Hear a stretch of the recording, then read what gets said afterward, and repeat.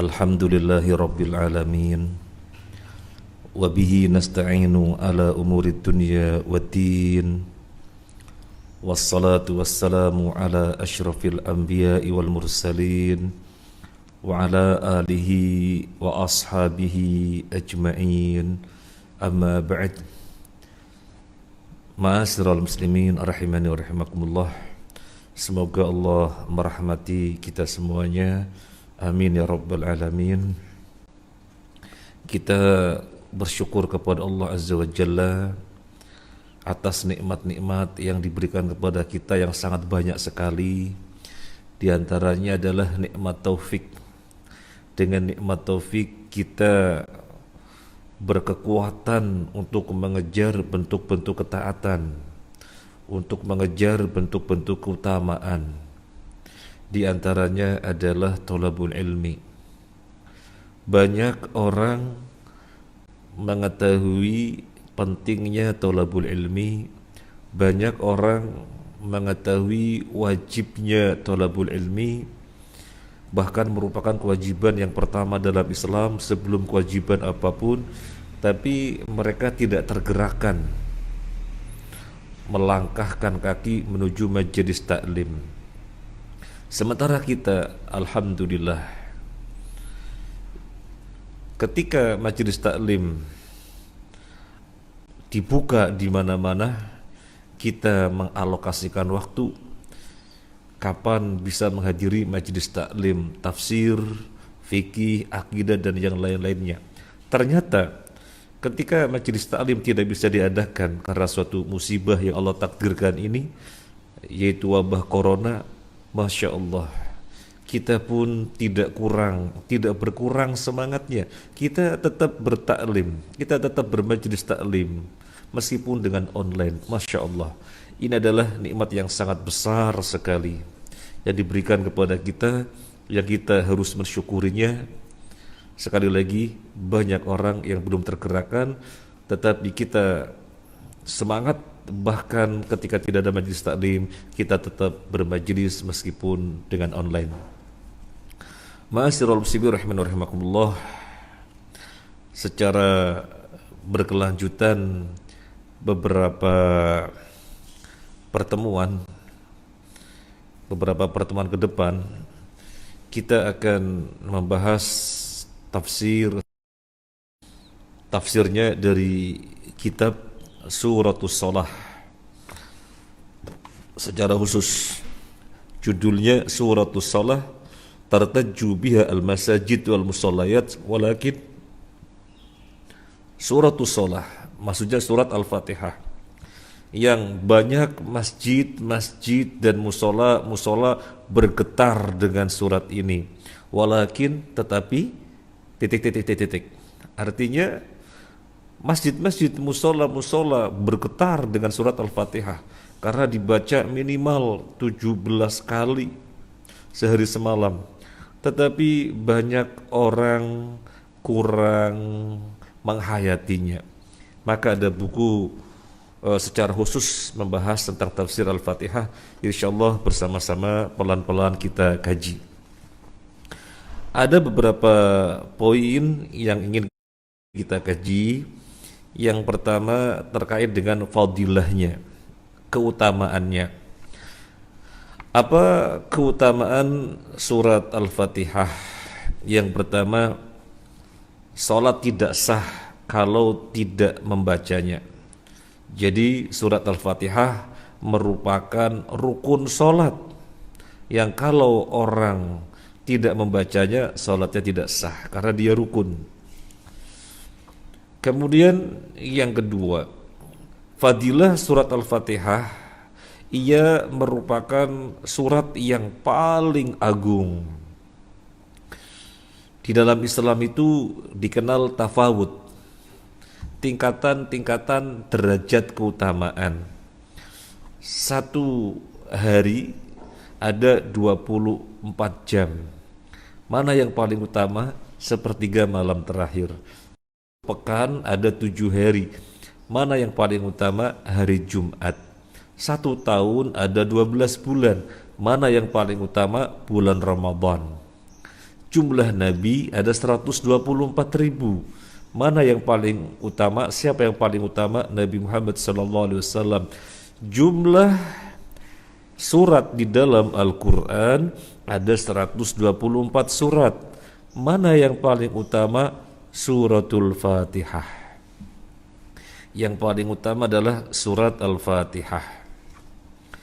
Mana dalilnya bahwasanya dia merupakan surat yang paling agung? Disebutkan di dalam Sahihul Bukhari dari sahabat Abu Sa'id bin Abi Al-Ma'la. Suatu ketika dia berada di masjid.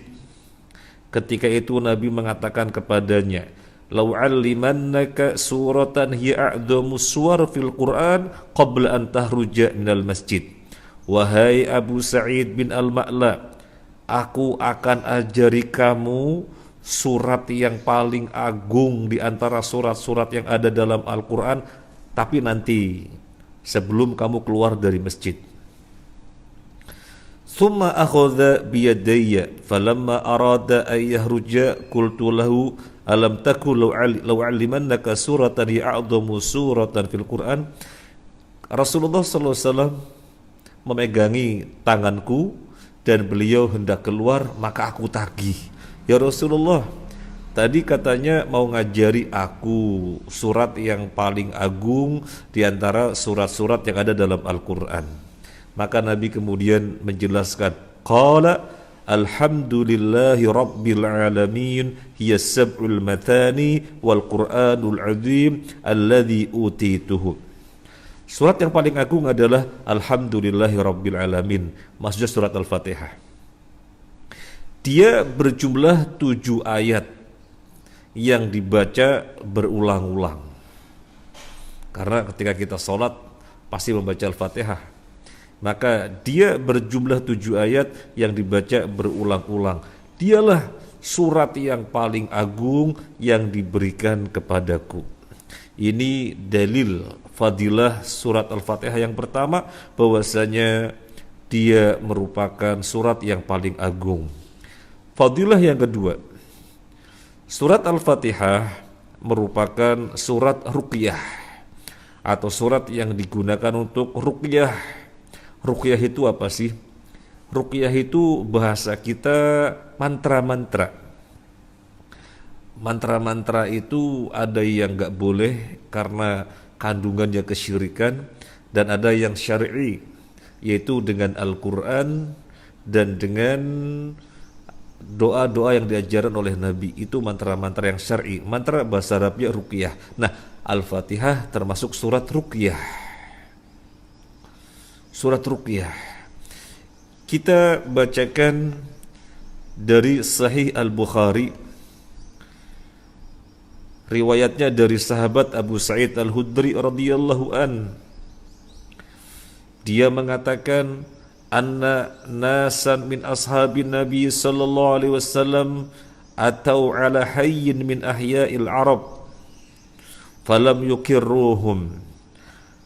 Rombongan sahabat Nabi suatu ketika mereka mendatangi sebuah perkampungan dari antara kampung-kampung Arab, tetapi warganya tidak mau menyambutnya sebagai tamu.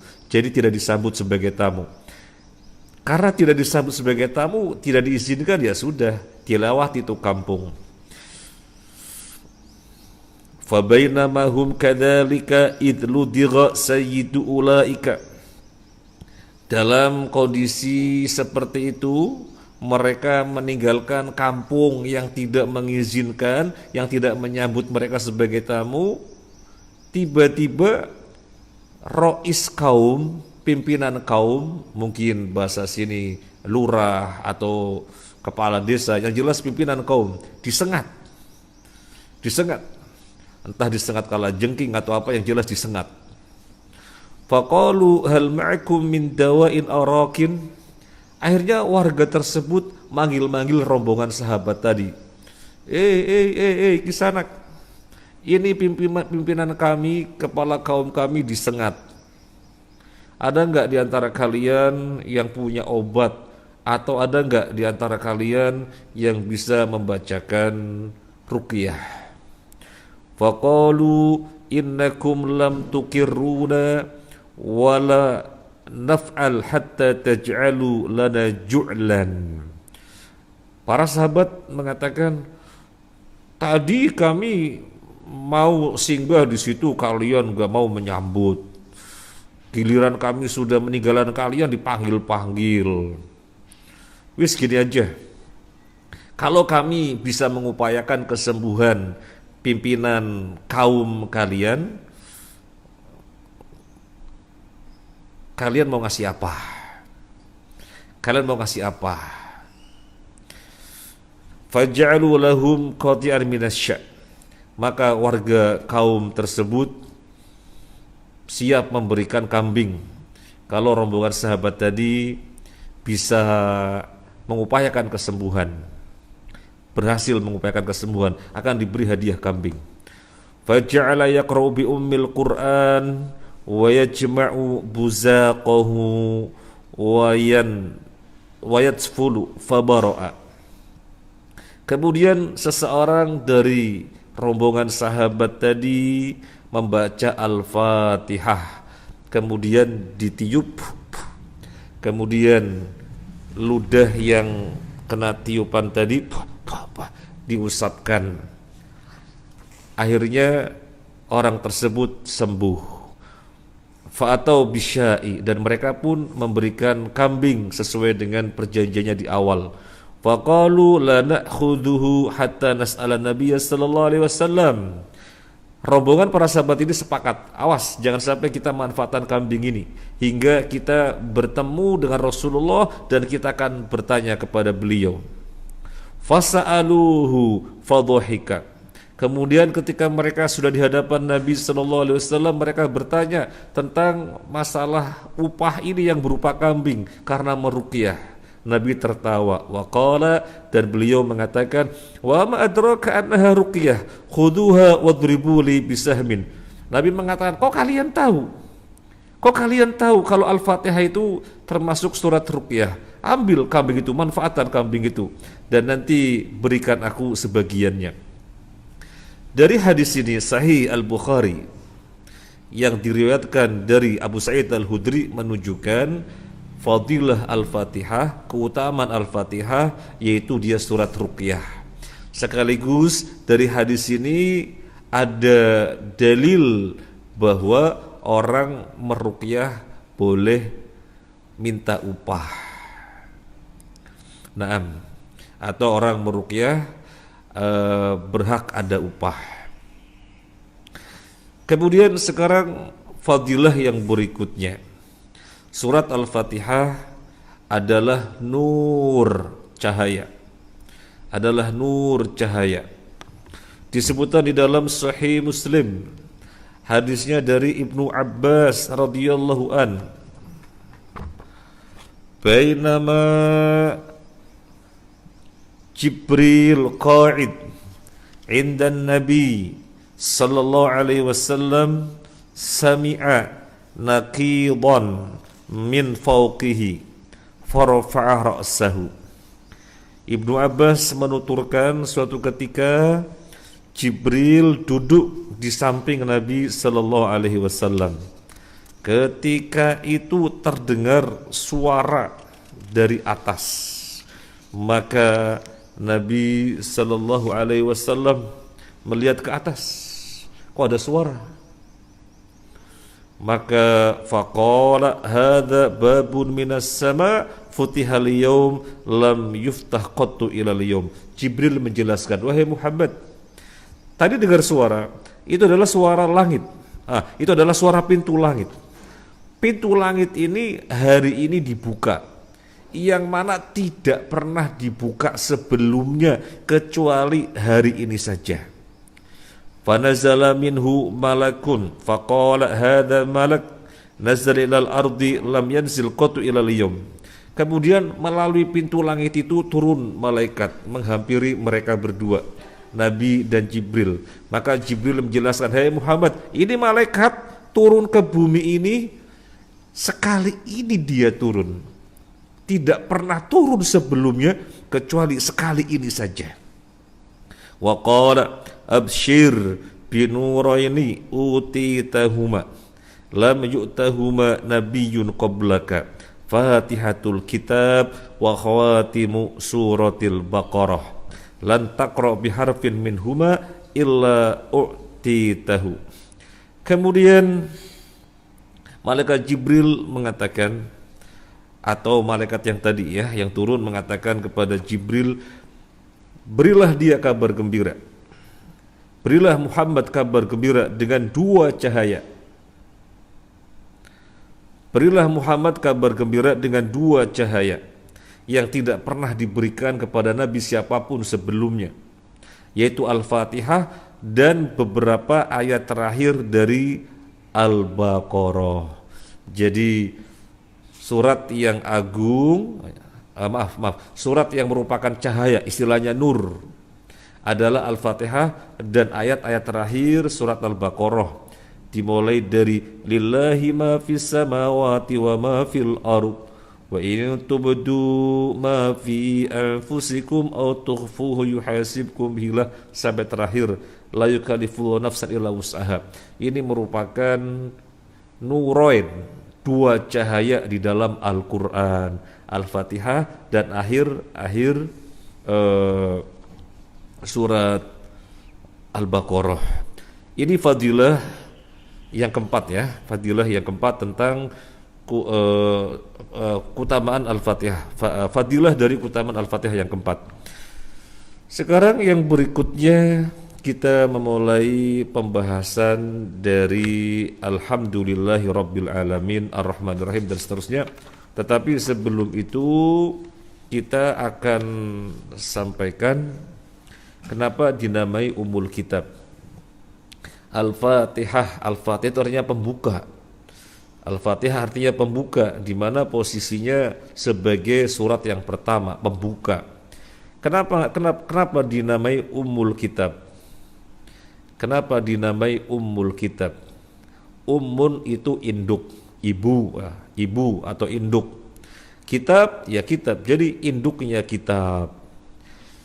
Apa yang dimaksud dengan induknya kitab?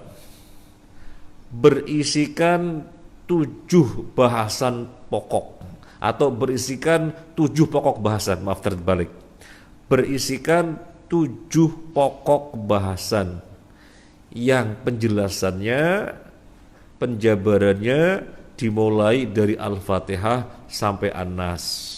Jadi dimulai dari Al-Baqarah sampai An-Nas, maaf. Jadi dari Al-Baqarah sampai An-Nas merupakan penjelasan atau penjabaran dari Al-Fatihah. Makanya disebut Ummul Kitab, induknya kitab.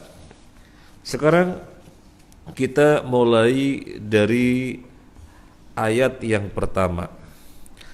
Alhamdulillahi Rabbil Alamin. Mungkin nanti ada pertanyaan, kok yang pertama tidak Bismillahirrahmanirrahim? Kok yang pertama Alhamdulillahi Rabbil Alamin? Nanti insyaallah kita bahas, ditahan dulu. Alhamdulillahi Rabbil Alamin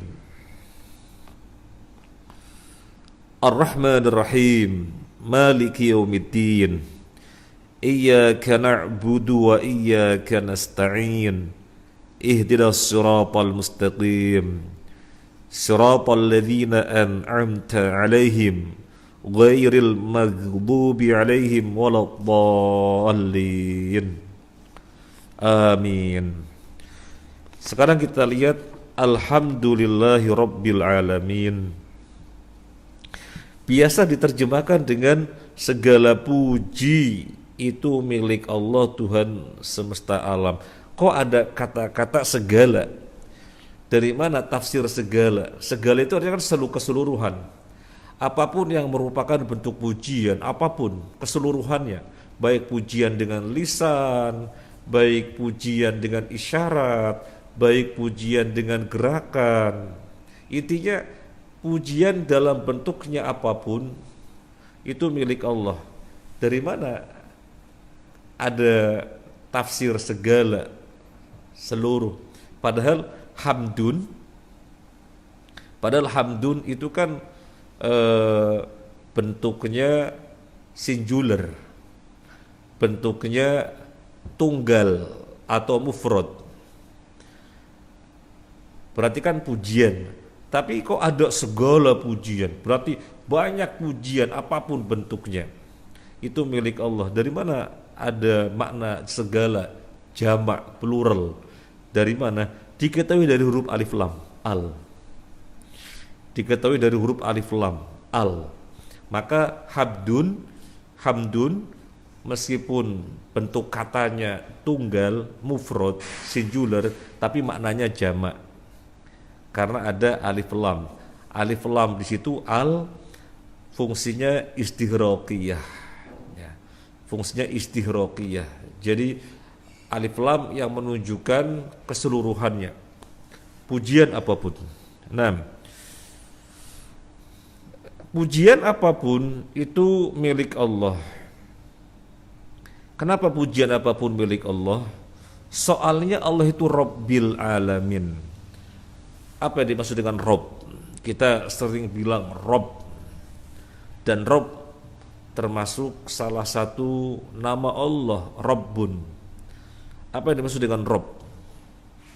Segala pujian, apapun bentuknya, bagaimanapun bentuknya pujian itu adalah lillahi, milik Allah. Siapa Allah? Rabbil Alamin. Allah adalah Tuhan semesta alam. Rob itu maksudnya al-khalqu wal milku wat tasarruf.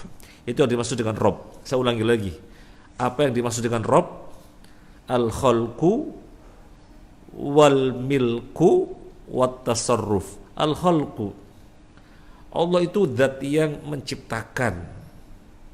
Wal milku, zat yang menciptakan, maka dialah yang memilikinya. Jadi alam semesta ini Allah yang menciptakannya, maka Allah yang memilikinya. Wat tasarruf, zat yang leluasa berbuat terhadap ciptaannya dan terhadap miliknya. Ini yang dimaksud dengan Rob. Al-khalqu, menciptakan. Alam semesta ini Allah yang menciptakan. Al-milku, memiliki. Karena Allah yang menciptakan, maka dialah yang memilikinya. Wa tasarruf, berbuat leluasa sekehendaknya. Karena dia yang menciptakan sendiri, dia yang memilikinya, maka dia yang leluasa berbuat terhadap alam semesta ini. Nah, kalau demikian keadaan Allah sebagai Rabb, yang artinya al-khalqu wal milku wat tasarruf, maka pantaslah segala pujian itu milik Allah. Nah, ma'asyiral muslimin rahimani wa rahimakumullah, misalnya ada seseorang terpuji, dia terpuji dengan kepintarannya, maka sesungguhnya yang terpuji adalah Allah. Jadi kalau dia terpuji, tersanjung dengan kepintarannya, orang pada memuji-muji, dia harus baca alhamdulillah. Yang terpuji sesungguhnya adalah Allah. Dia pintar, akhirnya terpuji, akhirnya tersanjung. Siapa yang menjadikan dia pintar? Kan Allah yang menjadikannya dia pintar. Maka sesungguhnya yang terpuji adalah Allah. Kalau misalnya ada seseorang terpuji dengan kekayaannya, pertanyaannya, siapa yang menjadikan dia kaya? Kan Allah. Maka Allah lah yang sesungguhnya terpuji, karena dia tidak akan terpuji dengan kekayaannya kalau Allah tidak jadikan dia kaya. Misalnya ada orang lagi terpuji dengan kegantengannya, terpuji dengan kecantikannya. Orang memuji-muji tentang kegantengannya, tentang kecantikannya misalnya. Maka siapa yang sesungguhnya terpuji? Allah. Allah. Karena kalau Allah tidak menjadikan dia ganteng, tidak menjadikan dia cantik, dia enggak ganteng, enggak cantik, maka sesungguhnya terpuji adalah Allah. Ini harus dipahami. Dengan pemahaman ini orang tidak sombong. Apapun yang menjadikan dirinya terpuji, enggak mungkin sombong. Apapun yang menjadikan dirinya terpuji, tersanjung, gak akan menjadikannya sombong kalau paham makna penjelasan alhamdulillahi rabbil alamin. Terus bagaimana biar benar-benar kesombongan tidak hinggap pada kita dengan sesuatu yang menjadikan kita terpuji? Kita bisa dibantu dengan ucapan sehingga kesombongan itu hilang. Misalnya orang muji-muji kawannya, ente pintar sekali, orang-orang belum pada selesai, ente kok sudah selesai. Langsung ucapkan Allahumma lakal hamd, Allahumma lakal hamd. Ya Allah, sesungguhnya terpuji adalah milikmu, segala puji milikmu. Aku dipuji oleh orang katanya pintar, sesungguhnya engkau lah yang menjadikan aku pintar, maka engkau lah sesungguhnya terpuji. Jadi tidak hinggap itu sombong, tidak hinggap itu takabur. Misalnya ada orang terpuji karena dia dermawan, sehingga orang-orang senang merapat kepada dia karena dia dermawan sekali, suka nolong, suka peduli. Orang-orang merapat kepada dia, mengucapkan ucapan yang mananya sanjungan-sanjungan. Bagaimana biar tidak ada sombong? Ucapan tadi bisa membantu menghilangkan kesombongan. Ucapkan Allahumma lakal hamd, Allahumma, ya Allah, laka, bagimu alhamdu, pujian. Aku terpuji, aku tersanjung, sesungguhnya engkau lah yang menjadikan semuanya, aku gak ada apa-apanya. Nah, ini akhirnya kita tidak pernah sombong.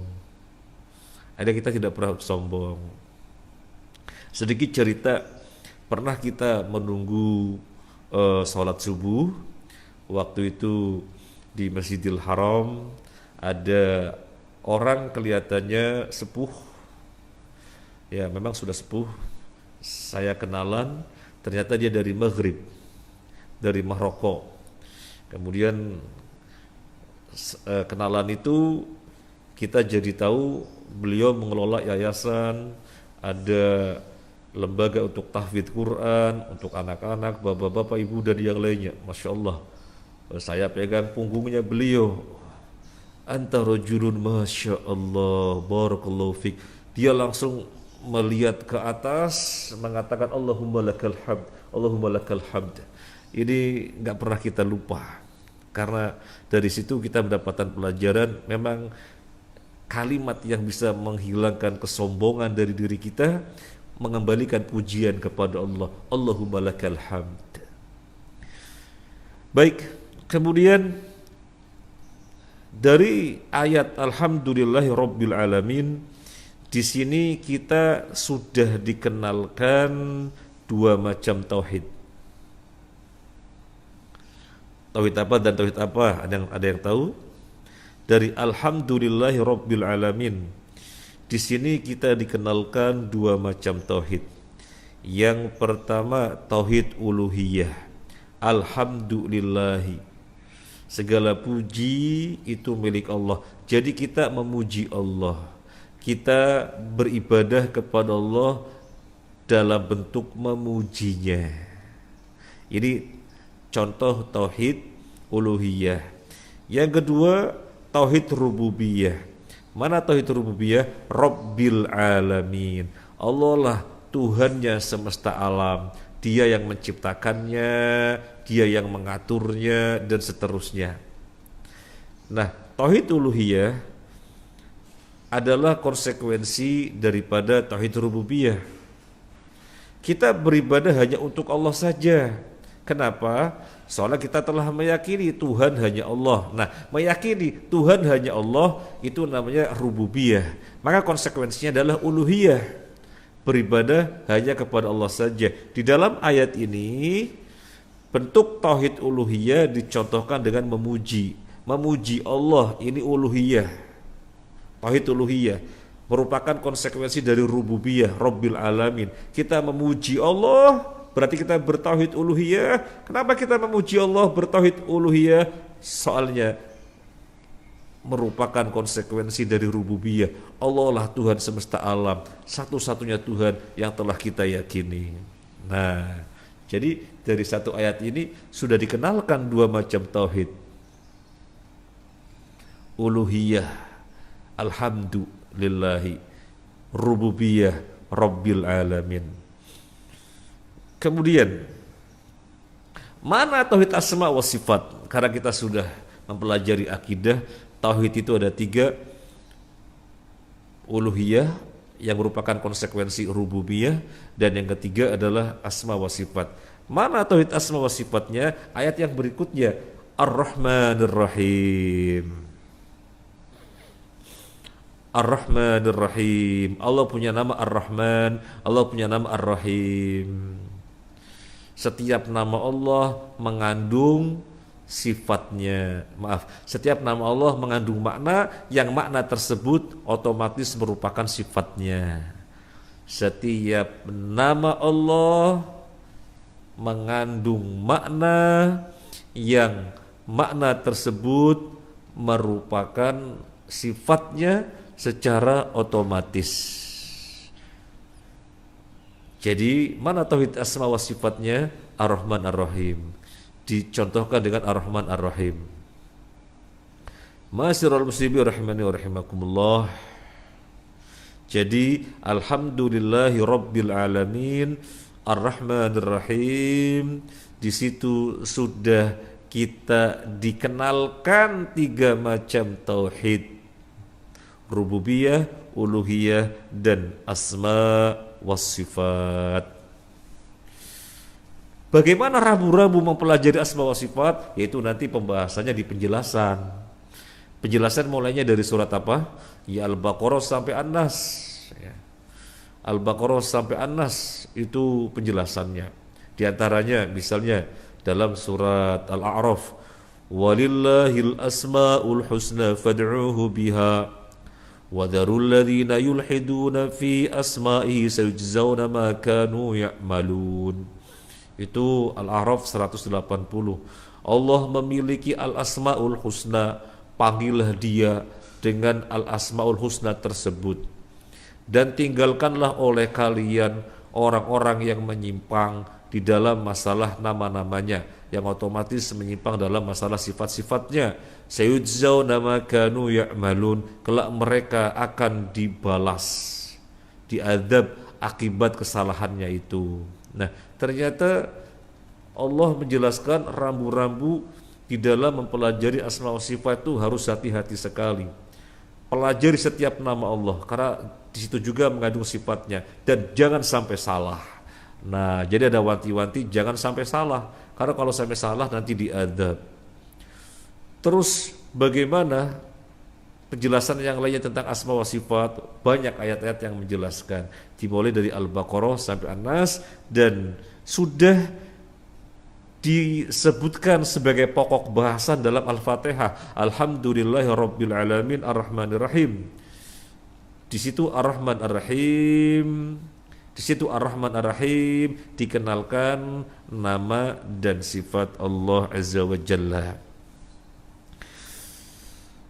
Sebelum kita lanjutkan, kita akan melihat perbedaan hamdun yang artinya memuji dan syukrun yang artinya bersyukur. Apa bedanya? Apa bedanya hamdun memuji dan syukrun bersyukur? Apa bedanya? Bedanya, yang namanya memuji Allah itu dalam segala keadaan, gak lapang, gak sempit, gak kondisi lapang, gak kondisi sempit, kita harus memuji Allah. Tapi yang namanya syukur orang bersyukur dalam keadaan lapang. Kalau dalam keadaan sempit orang bersabar. Tapi yang namanya alhamdulillah, pujian enggak lapang, enggak sempit, senantiasa kita harus memuji Allah. Makanya redaksi yang diajarkan Nabi, kalau kita sedang dalam kondisi lapang, alhamdulillah alladzi bi ni'matihi tatimmus shalihat. Sebenarnya sudah hafal? Alhamdulillah alladzi bi ni'matihi tatimmus shalihat. Segala puji bagi Allah yang dengan nikmatnya sempurnalah seluruh kebaikan-kebaikan. Kalau dalam keadaan sempit, ucapinnya apa? Ya alhamdulillah juga. Gimana? Alhamdulillah ala kulli hal. Gimana kabarnya? Karena lagi sakit, alhamdulillah ala kulli hal. Oh, ada apa? Sakit. Nah, orang tahu bahwasanya ada sesuatu yang maknanya sempit. Makanya dia baca alhamdulillah ala kulli hal. Orang mendengar paham. Gimana kabarnya? Alhamdulillah ala kulli hal. Lo kenapa ini? Ya, ada sedikit yang lagi saya pikirkan agak pusing. Alhamdulillah ala kulli hal. Tapi kalau sifatnya lapang, alhamdulillahilladzi bi ni'matihi tatimmus shalihat. Jadi enggak lapang, enggak sempit, selalu memuji Allah. Ini maksud daripada hamdun. Dan demikian bedanya dengan syukrun. Ma'asyiral muslimin rahimani wa rahimakumullah. Sekarang yang berikutnya.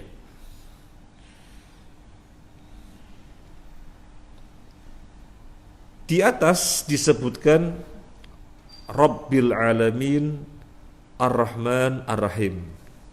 Alhamdulillahi Rabbil Alamin Ar-Rahman Ar-Rahim. Tiga sifat ini, Rabbil Alamin Ar-Rahman Ar-Rahim, mengandung makna apa?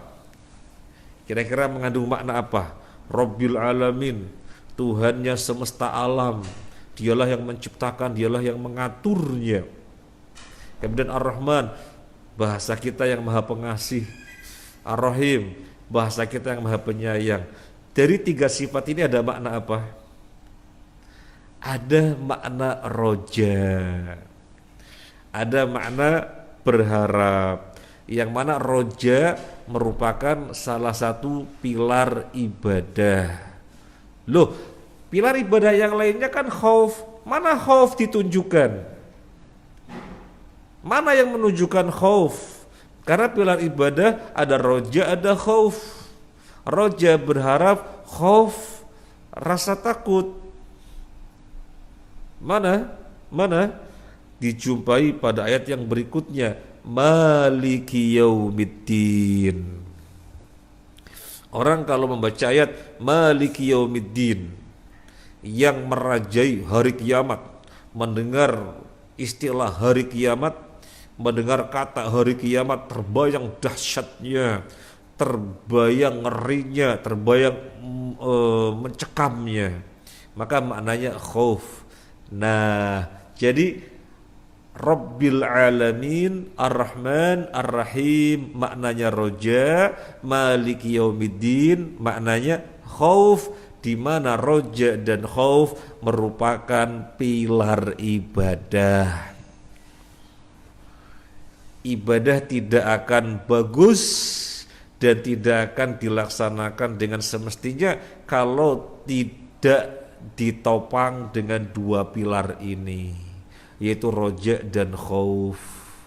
Sudah disinggung di dalam Al-Quran sebagai pokok bahasan. Bagaimana penjelasannya?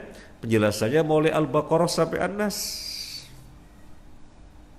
Di antaranya penjelasan ada dalam surat Al-Isra. Ulaika alladhina yad'una yabtaghuna ila rabbihimul wasilah ayyuhum aqrab wa yarjuna rahmatahu wa yakhafuna 'adzabah. Mereka alladzina yad'una, yang orang-orang pada menyeru. Jadi ulaika, mereka, alladzina yad'una, yang orang-orang pada menyeru. Yabtaghuna ila rabbihimul wasilata, mereka sendiri senantiasa mencari jalan untuk bisa sedekat-dekatnya kepada Allah. Dan mereka sendiri yarjuna rahmatahu, senantiasa mengharapkan rahmat Allah. Wa yakhafuna 'adzabah, dan mereka sendiri sangat takut kepada azab Allah. Siapa mereka ini? Mereka ini siapa? Yang orang-orang pada menyerunya, yang orang-orang pada menyandarkannya, manggil-manggil, menyeru-nyeru, menyandarkan. Orang-orang mengharapkan rahmat dari mereka ini, orang-orang takut kualat dari mereka ini, orang-orang begitu terikat dengan mereka ini. Siapa mereka? Mereka ini adalah wali-wali Allah, orang-orang soleh. Jadi wali-wali Allah, orang-orang soleh, Maryam dan yang lain-lainnya, wali-wali Allah itu senantiasa mencari jalan untuk dia sedekat-dekatnya kepada Allah. Mereka mengharapkan rahmat Allah. Mereka sendiri sangat takut kepada adab Allah. Kok diseru-seru, kok dipanggil-panggil, kok dijadikan sandaran. Berarti yang nyeru-nyeru, yang manggil-manggil, yang menjadikannya sebagai sandaran, mereka itu bagaimana? Orang-orang ini bagaimana?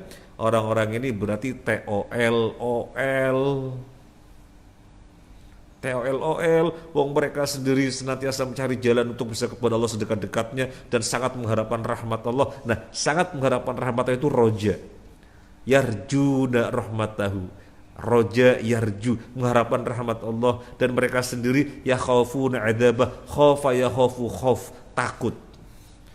Bagaimana kondisi mereka ini sedemikian rupa? Sangat selalu mengharapkan rahmat Allah, selalu takut kepada azabnya. Kok diseru-seru, kok dipanggil-panggil, kok dieluk-elukan. Mereka menghambakan diri, orang-orang ini maksudnya, orang-orang ini menghambakan diri kepada mereka. Maka ini namanya TOL-OL. Nah, yang mau kita bahas di sini, mereka yang Allah sebutkan yaitu para wali-wali senantiasa roja, mengharapkan rahmat Allah, dan senantiasa yakhafun adzabah, takut kepada Allah. Karena ini pilar ibadah, harus ada roja dan harus ada khauf. Harus ada roja dan harus ada khauf. Bagaimana selanjutnya roja dan khauf? Panjang, dibahas mulai Al-Baqarah sampai An-Nas. Yang penting kita tahu pokok bahasan dulu. Yang jelas kita harus tahu pokok bahasan dulu, bahwasanya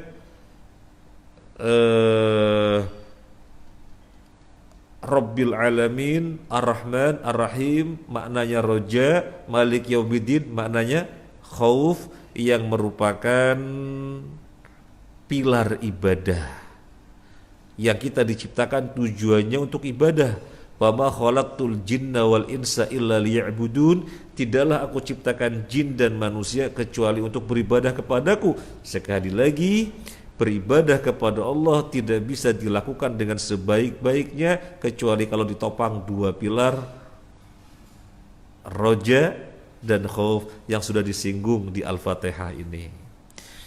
Kemudian yang berikutnya,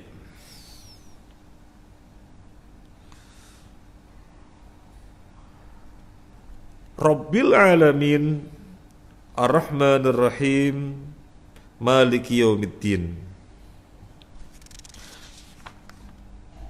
Di sini ada makna agar seluruh hamba bergantung kuat hanya kepada Allah. Seluruh hamba agar bergantung kuat hanya kepada Allah.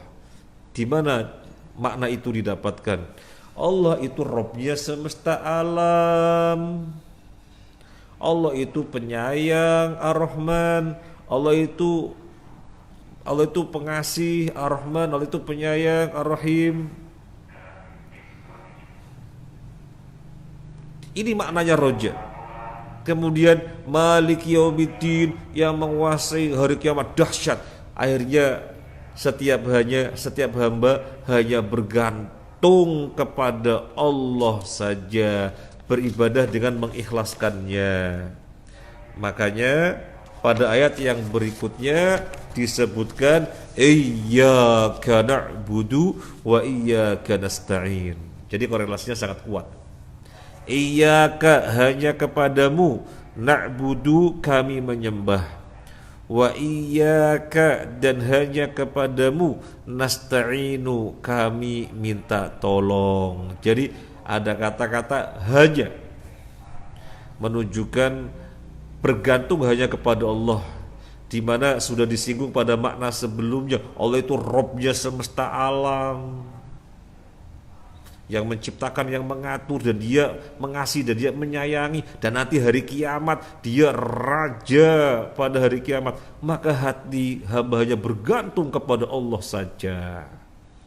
Oleh karena itu pada ayat yang berikutnya menguatkan, iyyaka, hanya kepadamu na'budu, kami menyembah, wa iyyaka, dan hanya kepadamu nasta'inu, kami minta tolong. Sekarang kita lihat redaksinya. Kenapa tidak na'budu iyyaka, tapi iyyaka na'budu? Kenapa tidak nasta'inu iyyaka, tapi iyyaka nasta'inu? Nah, ini kita lihat sisi bahasa dan maknanya kuat. Kaitannya dengan keikhlasan tadi, kaitannya dengan ketauhidan. Kalau kita menggunakan redaksi na'budu iyyaka, na'budu, kami menyembah, iyyaka, kepadamu, itu bisa masuk atof. Iya, na'budu iyyaka, wa roro kidul, wa nyai jonggrang, wa raja-raja, wa keris-keris. Nah, jadi bisa masuk wa. Bukan saja Allah, na'budu iyyaka, wa keris, wa nyai roro jonggrang, wa ton, wa raja-raja, wa, nah bisa masuk wa atof. Tapi kalau iyyaka na'budu, membatasi, menutup, membatasi, memageri, menutup, tidak bisa masuk apapun. Jadi iyyaka na'budu dalam bahasa kita hanya, iyyaka, hanya kepadamu, na'budu, kami menyembah. Demikian pula wa iyyaka, hanya kepadamu, nasta'inu, kami minta tolong. Ma'asyiral muslimin rahimani wa rahimakumullah. Sekarang kita lihat makna yang lain. Iyyaka na'budu wa iyyaka nasta'in. Ada makna apa? Iyyaka na'budu wa iyyaka nasta'in. Ada makna apa? Ada makna minta tolong kepada Allah itu setelah benar penghambaan kita. Iyyaka, hanya kepadamu, na'budu, kami menyembah, baru wa iyyaka nasta'in, hanya kepadamu kami minta tolong. Jadi namanya orang minta tolong kepada Allah itu setelah menunjukkan penghambaan yang baik, penghambaan yang bagus. Bagaimana mungkin orang minta tolong kepada Allah sementara kehormatan Allah, keagungan Allah dilecehkan? Tidak peduli rambu-rambu Allah, halal haram gak peduli, kemudian minta tolong kepada Allah, ya secara akal saja ditolak seperti itu.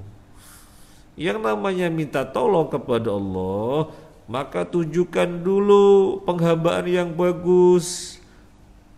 Bagaimana masalah halal haram, benar-benar hati-hati. Bagaimana masalah yang boleh dan tidak boleh, benar-benar hati-hati. Mana kepentingan Allah dan mana kepentingan orang, mana yang didahulukan, dahulukan kepentingan Allah. Tunjukkan penghambaan yang bagus, kemudian minta tolong, maka ini matching, klop.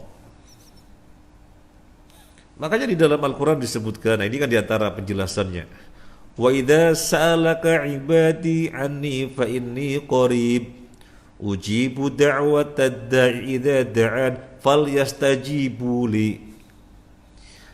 Apabila hambaku bertanya kepada kamu wahai Muhammad, jawab, aku ini dekat, aku mengabulkan permintaannya orang yang meminta. Falyastajibuli, maka hendaklah dia memenuhi syariat-syariatnya. Maka hendaklah dia memenuhi untukku, artinya memenuhi syariat-syariat yang telah aku tetapkan, maka Allah kabulkan. Nah ini diantara syarah iyyaka na'budu wa iyyaka nasta'in. Minta tolong kepada Allah itu dilakukan setelah baiknya penghambaan kepada Allah. Kalau penghambanya kepada Allah nggak baik, terus minta tolong, ya akal saja menolak. Gimana melecehkan keagungan Allah kok minta tolong kepada Allah? Nggak matching, nggak klop, nggak tahu diri barangkali bahasa kita. Makanya di dalam hadis disebutkan ada orang rambutnya sampai acak-acakan, bajunya kumel, dia menengadah ke langit, ya Allah, ya Allah, ya Allah. Kata Nabi, bagaimana Allah mengabulkan sementara dia makanannya haram, minumannya haram, berpakaian dari hasil yang haram? Fa anna yustajabu lahu, bagaimana bisa dikabulkan? Nah, nggak pantas minta tolong kepada Allah sementara penghambaan kepada Allah tidak bagus. Makanya di sini disebutkan na'budu dulu baru nasta'in. Iyyaka na'budu, hanya kepadamu kami menyembah, wa iyyaka nasta'in, dan hanya kepadamu kami minta tolong. Baik. Sekarang yang berikutnya, ada makna apa? Yang berikutnya, ada makna apa? Iyyaka na'budu wa iyyaka nasta'in. Ada makna apa? Ada makna apa? Ayo. Karena tafsir itu sesungguhnya perenungan. Tafsir itu penghayatan. Kalau kita baca Al-Quran, Ma'asyiral muslimin rahimakumullah, kita baca Al-Quran, kita akan sering sekali menjumpai kisah tentang Musa, Fir'aun, Musa, Fir'aun, Musa, Nabi Musa banyak sekali. Nabi Musa banyak sekali. Sampai Syekh Abdurrahman Al-Qassas ketika kita ngaji tafsir dengan beliau, apa kata beliau? Yakadu Musa yadhabu bil Qur'an. Hampir saja Quran ini diborong oleh Nabi Musa. Kenapa? Maksudnya banyak sekali kisah tentang Nabi Musa. Kalau kita bacakan diulang, nggak menambah wawasan, istilahnya begitu. Memang Al-Quran itu lebih kepada penghayatan, tadabbur, perenungan, bukan nambah wawasan, bukan. Tapi tadabbur, perenungan. Sampai di antara sahabat baca Qurannya gak hatam-hatam, baca 5 ayat diulang. Kira-kira 5 ayat yang dibaca ini bagaimana kaitannya dengan perjalanan hidupnya. Kalau merasa sudah sesuai, maju ke ayat beberapa ayat yang berikutnya. Makanya gak hatam-hatam, karena perenungan, tadabbur, penghayatan. Saya pernah diceritakan kalau nggak salah oleh Ustadz Khalid Samhudi hafidhahu wa ta'ala. Beliau menceritakan suatu ketika Syekh Utsaimin menjumpai ayat Al-Quran, kemudian ini pemahamannya apa, tafsirnya apa. Maka beliau memohon kepada Allah, keluar dari rumahnya, pergi ke tengah padang pasir, sholat sujud lama, memohon agar dibukakan pemahaman tentang ayat yang lagi dihadapinya itu. Jadi kajian tafsir adalah penghayatan, perenungan, tadabbur. Baik, coba kita tadabburi. Di sini ada makna apa? Iyyaka na'budu wa iyyaka nasta'in. Di sini ada makna bantahan kepada kaum Jabriyah dan Qadariyah. Kan di antara ajaran Islam ada yang namanya iman kepada takdir. Iman kepada takdir harus dipahami dengan pemahaman yang baik. Bagaimana pemahaman yang baik? Pokok bahasanya sudah disinggung dalam Al-Fatihah. Pokok bahasannya sudah disinggung di dalam Al-Fatihah. Kalau rinciannya tentunya dari Al-Baqarah sampai An-Nas, itu rinciannya. Tapi pokok bahasannya sudah disinggung di dalam Al-Fatihah. Mana? Iyyaka na'budu wa iyyaka nasta'in. Iyyaka na'budu, hanya kepadamu kami menyembah. ini membantah paham Jabriyah. Gimana sih paham Jabriyah? Bagaimana paham Jabriyah? Beberapa waktu yang lalu kita bahas di kajian Komering di sini, memahami takdir. Ada yang masih ingat apa enggak? Jabriyah adalah paham yang memandang bahwasanya manusia itu tidak punya kehendak dan tidak punya perbuatan.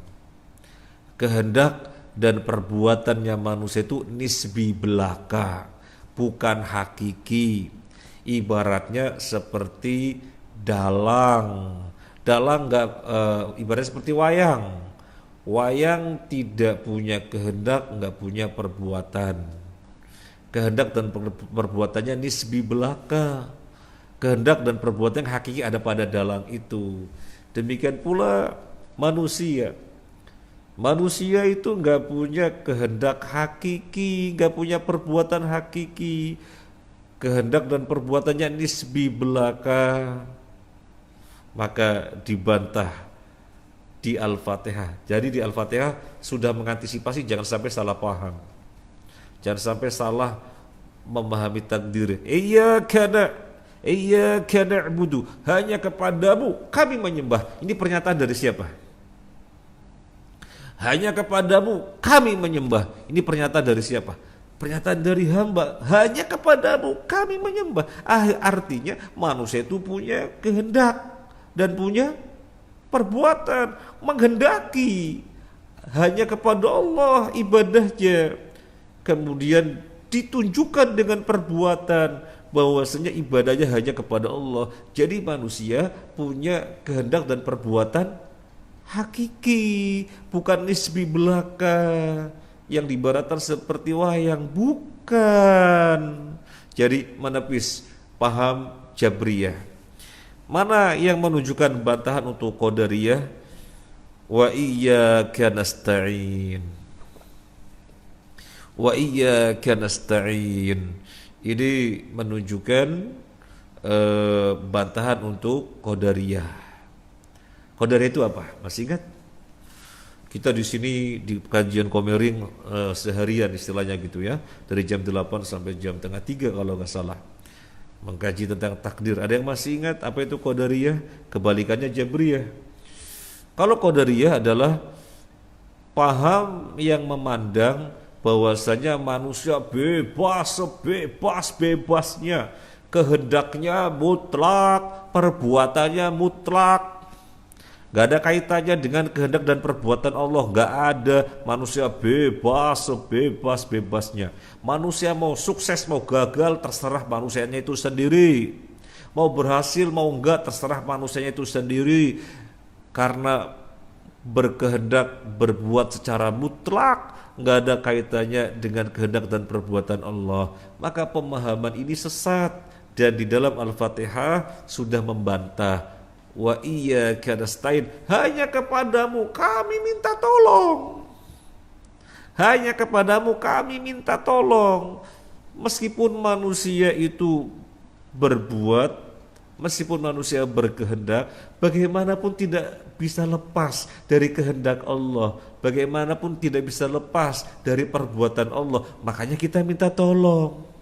Maka dengan membaca wa iyyaka nasta'in, ini bantahan untuk Qadariyah. Bagaimana selengkapnya masalah Jabriyah dan Qadariyah yang merupakan dua paham sesat dalam masalah takdir dibahas dari Al-Baqarah sampai An-Nas. Al-Fatihah kan pokok bahasan saja. Ma'asyiral muslimin rahimani wa rahimakumullah. Sekarang masalah wabah corona kita ambil contoh ya. Bagaimana kaum muslimin menghadapi wabah corona yang sekarang ini sedang Allah timpakan kepada kita. Semoga ini mengangkat derajat kita dan menghapus dosa kita. Karena dengan wabah corona ini, Masya Allah banyak hal yang kemudian tidak bisa berjalan dengan normal, dengan semestinya. terbatas, dan yang lainnya. Ini takdir Allah. Allah timpakan wabah corona untuk kita. Bagaimana mensikapinya? Manusia di dalam mensikapi takdir ini ditimpakan wabah corona dibagi menjadi 3. Yang pertama Jabriyah, yang kedua Qadariyah, dua-duanya sesat, dan yang ketiga Ahlus Sunnah wal Jamaah yang benar. Bagaimana Jabriyah? Jabriyah bagaimana? Tadi kan sudah jelas pengertian Jabriyah. Suatu paham yang memandang bahwasanya semuanya sudah ditakdirkan. Manusia hanya seperti wayang saja, nggak punya kehendak, nggak punya perbuatan hakiki nisbi belaka. Akhirnya ketika ada wabah corona seperti ini, sudah ngapain takut? Ngapain kemudian ada pembatasan? Ngapain? Sudah biasa saja. Sebenarnya sudah ditakdirkan kok. Sebenarnya sudah ditakdirkan. Gak perlu ada yang ditakuti. Gak perlu ada yang mesti dilakukan gini-gini. Gak perlu, biasa saja lah.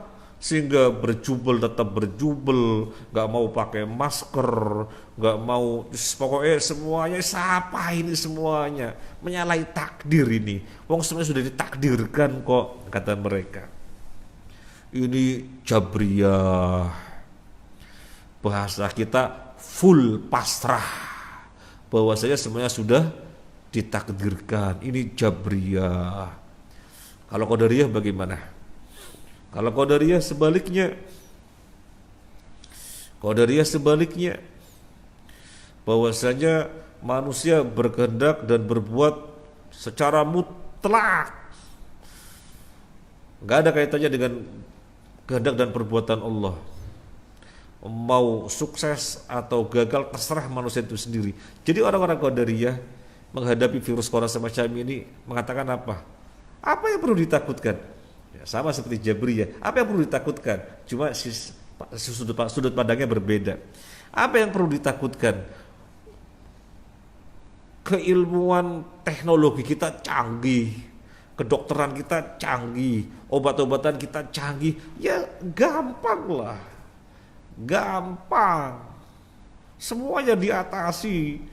Terserah kita mau segera menghilangkan apa, terserah kita. Kedokteran kita canggih, obat-obatan kita canggih, medis kita canggih, teknologi kita canggih. Nah, jadi kalau Jabriyah full pasrah, kalau Qadariyah apa istilahnya? Full apa? Full apa ya? Apa istilahnya? Kalau Jabriyah full pasrah, semua sudah takdirkan. Kalau Qadariyah segalanya disandarkan kepada dirinya, full menyandarkan kepada diri.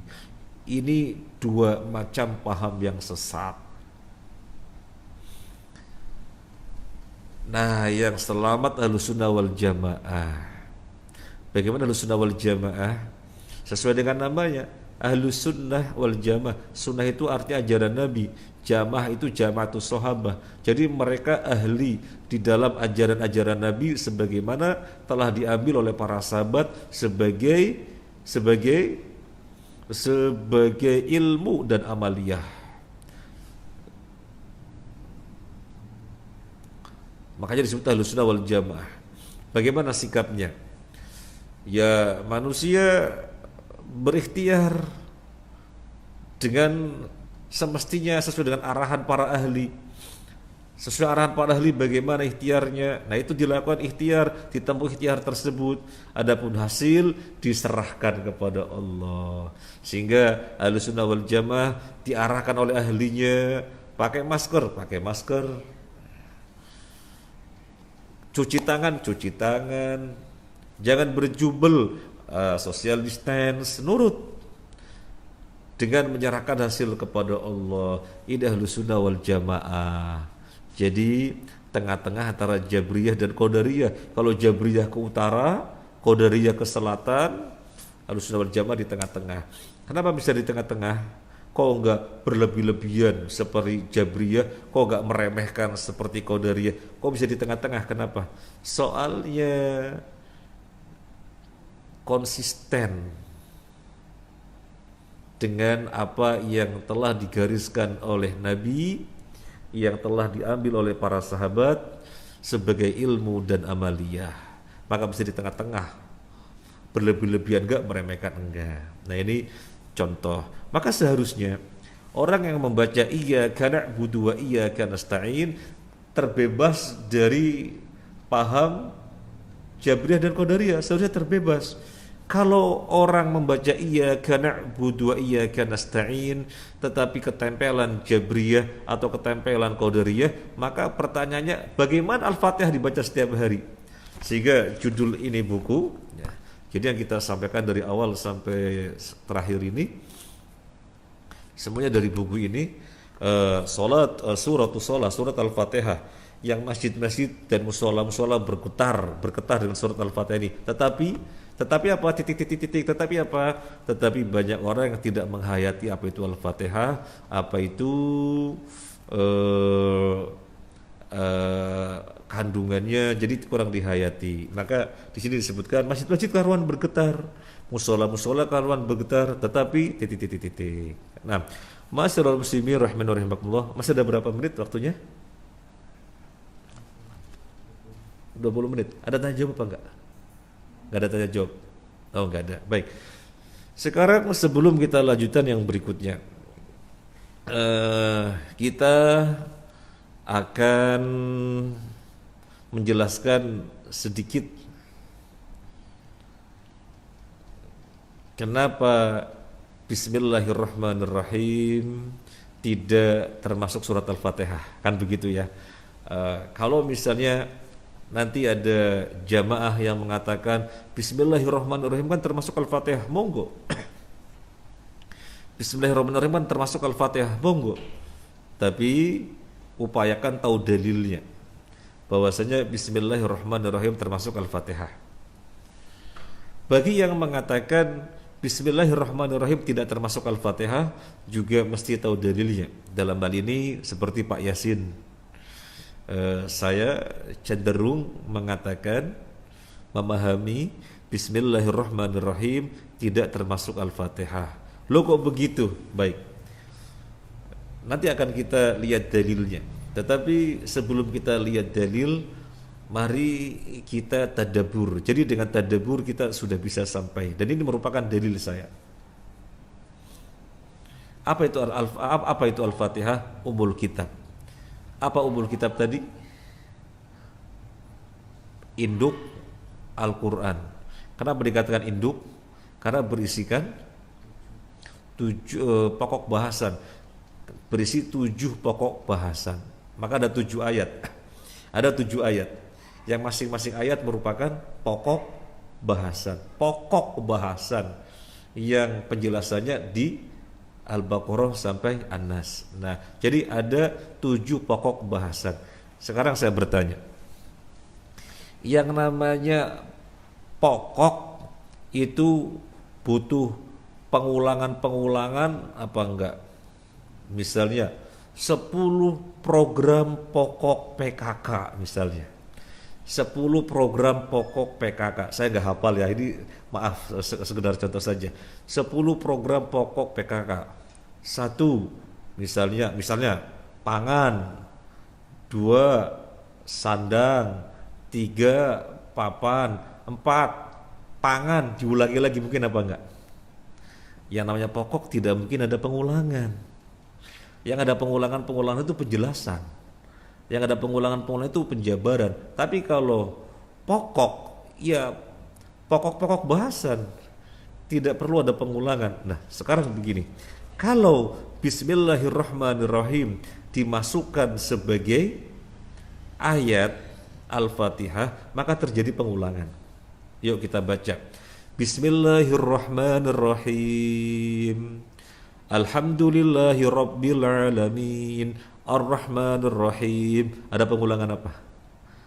ada pengulangan pokok bahasan yang berupa nama dan sifat Allah. Di Bismillahirrahmanirrahim sudah disebutkan Bismillahirrahmanirrahim. Ada pokok bahasan tentang nama dan sifat Allah, Ar-Rahman Ar-Rahim. Nanti kita baca Alhamdulillahirrahmanirrahim, Ar-Rahmanirrahim ketemu lagi, sehingga terjadi pengulangan. Padahal pokok bahasan tidak terjadi pengulangan. Ini tadabbur. Sekarang kalau kita lihat dalil. Dalilnya ada di dalam Sahih Muslim. Ada di dalam Sahih Muslim dari Abu Hurairah radhiyallahu an. Anan Nabiy sallallahu alaihi wasallam qala, bahwasanya Nabi sallallahu alaihi wasallam bersabda, "Man shalla salatan lam yaqra fiha bi ummil Quran fahiya khidaj." Barang siapa yang salat dan dia tidak membaca ummul Quran Al-Fatihah di dalamnya, maka pincang. Nabi mengatakannya 3 kali. Pincang di sini maksudnya ghairu tamam, tidak sempurna, dan memang tidak sah. Kemudian sampai selanjutnya, nah kita tidak bacakan hadisnya semuanya, kita bacakan sesuai dengan tema. Fa inni sami'tu Rasulullah sallallahu alaihi wasallam yaqul, kata Abu Hurairah, saya mendengarkan Rasulullah sallallahu alaihi wasallam bersabda, qala Allah ta'ala qasamtu salata baini wa baina abdi nisfaini wa li abdi ma sa'ala. Ini hadis qudsi. Allah berfirman, aku membagi as-salah menjadi 2 bagian, antara aku dan antara hambaku, dan bagi hambaku apa yang dia minta. Apa yang dimaksud dengan salah? Aku membagi salat, qasamtus salata, aku membagi salat menjadi 2 bagian, untukku separuh dan untuk hambaku separuh, yaitu apa yang dia minta. As-salah itu nama lain surat Al-Fatihah. Makanya ini kitab, ya kelihatannya, maka ini kitab disebut dengan, diberi judul Suratus Shalah, maksudnya surat Al-Fatihah, karena ada hadisnya yang menunjukkan demikian. Nama lain Al-Fatihah adalah As-Shalah. Nama lain Al-Fatihah As-Shalah. Jadi aku membagi Al-Fatihah menjadi 2 bagian, separuh untukku dan separuh untuk hambaku, dan bagi dia apa yang dia minta. Qala, lebih lanjut Allah berfirman, qala al-abdu alhamdulillahi rabbil alamin. Kalau hambaku membaca alhamdulillahi rabbil alamin, Allah merespon, hamidani abdi, hambaku memujiku. Wa idza qala ar-rahmanir rahim, kalau hambaku membaca ar-rahmanir rahim, qala Allah taala, Allah azza wa jalla merespon, athna alayya abdi, hambaku memuliakan aku. Wa idza qala maliki yaumiddin, kalau hambaku membaca maliki yaumiddin, qala majjadani abdi, Allah merespon, hambaku mengagungkanku, hambaku mengagungkanku. Fa idza qala iyyaka na'budu wa iyyaka nasta'in, kalau hambaku membaca iyyaka na'budu wa iyyaka nasta'in, Allah merespon, ini antara aku dan antara hambaku, dan untuk hambaku apa yang dia minta. Mana yang untuk Allah? Iyyaka na'budu. Mana untuk hamba? Wa iyyaka nasta'in. Jadi iyyaka na'budu wa iyyaka nasta'in separuhan. Iyyaka na'budu untuk Allah, wa iyyaka nasta'in untuk hambanya.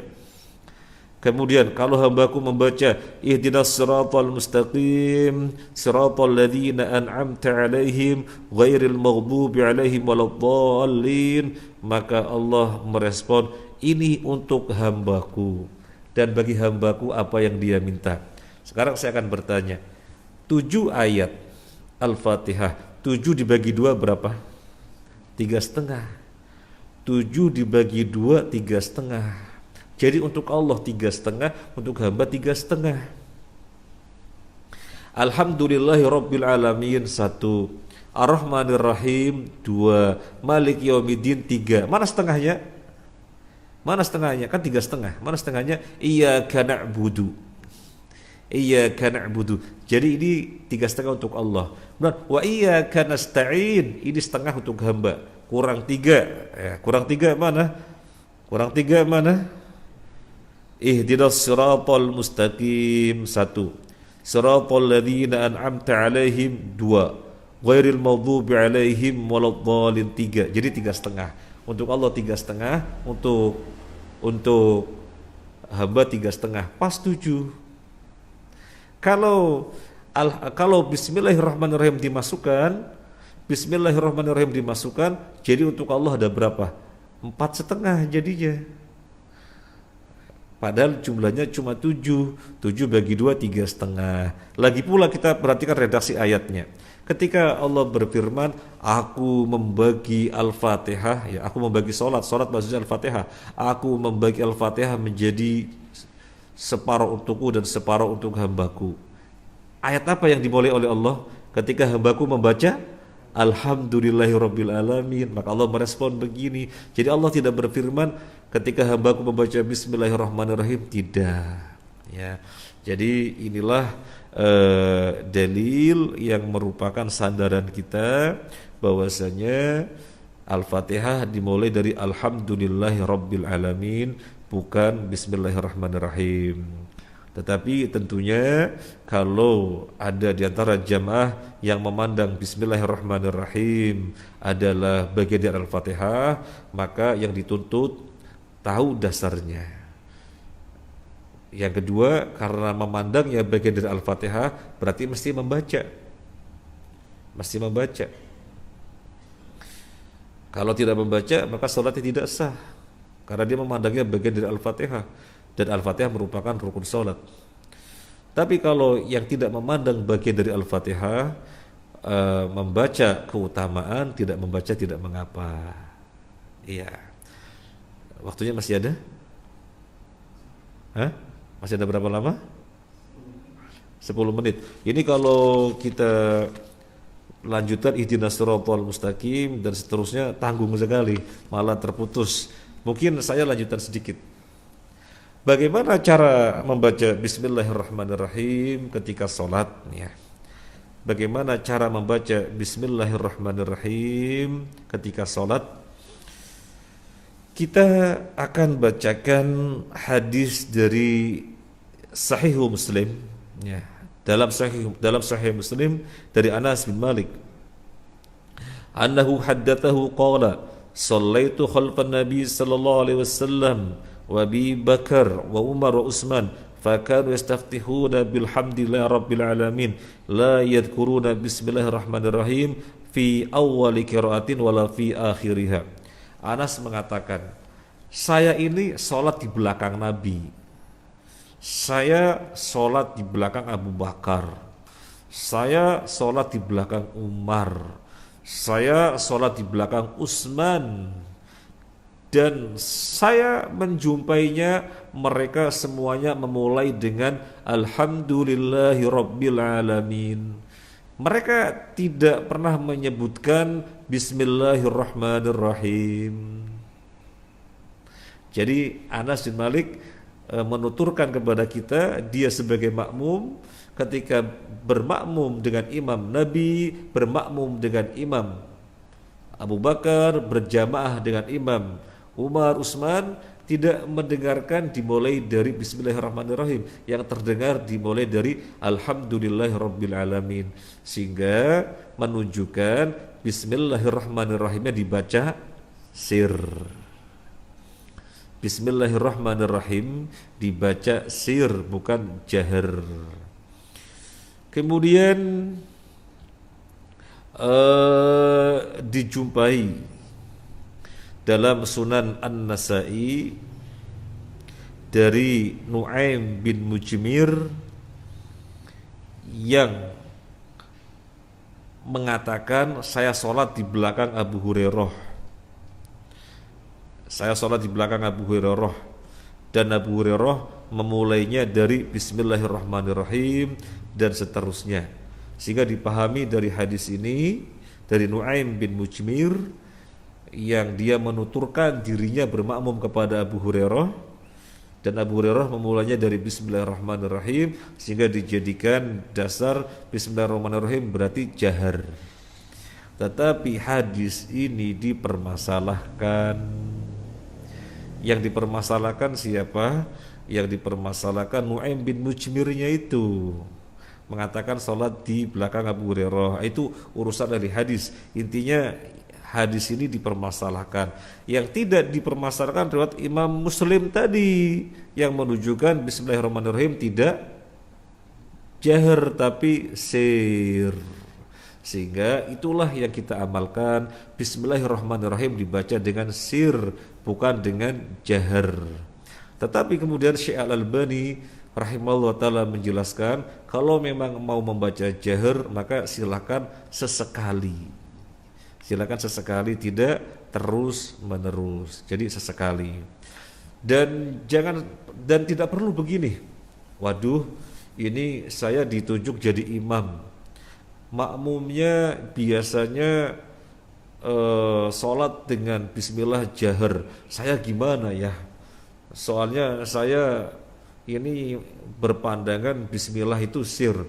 Wis tak ambil tengah-tengahnya saja.